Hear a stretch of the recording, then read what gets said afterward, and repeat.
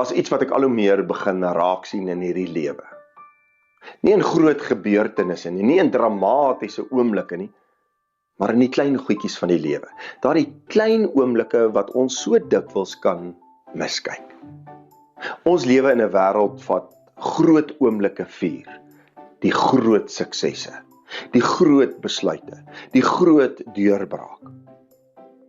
Maar as jy mooi oplet, sal jy besef, dis nie altyd hoe verandering werk nie.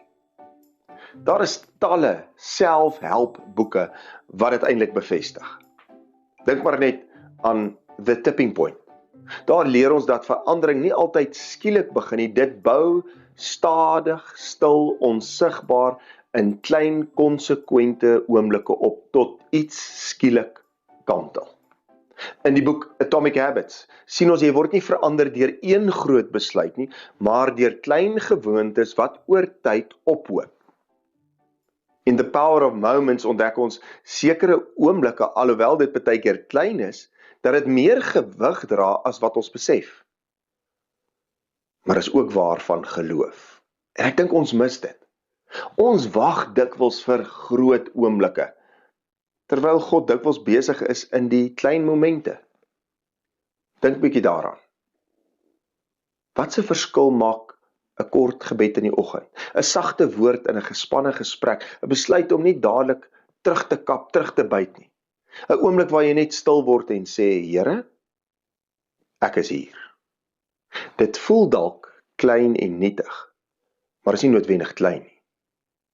Jesus het nooit net 'n lewe van groot oomblikke geleef nie, nee, hy het geloop saam met mense, hy het gesit, hy het gesels, hy het aangeraak, hy het mense ontmoet in gewone, alledaagse oomblikke. En juis in daardie oomblikke het dinge baie keer verander. En dis hoekom dit gaan oor konsekwentheid, selfs in klein momente. Jy hoef nie te wag vir 'n groot oomblik nie. Hierdie klein oomblik tel, hierdie klein keuse tel, hierdie klein stap tel. Want God werk nie net in jou dramas nie, hy werk ook in die stil, in die gewone, in die herhalende. Hoor 'n bietjie die teks in die Bybel in Lukas 16 vers 10. Wie in die kleinste dinge getrou is ook in die groot dinge getrou. Moenie die klein oomblikke onderskat nie, want dit wat vandag soos 'n klein treukie voel, kan dalk jou grootste sprong in die regte rigting wees. Kom ons bid saam. Genadige God, Hemelse Vader, Heer, dankie dat ons mag besef dat U ook 'n behaag het in eenvoud, ook 'n behaag het in klein momente, ook teenwoordig is in ons alledaagse gewone lewens.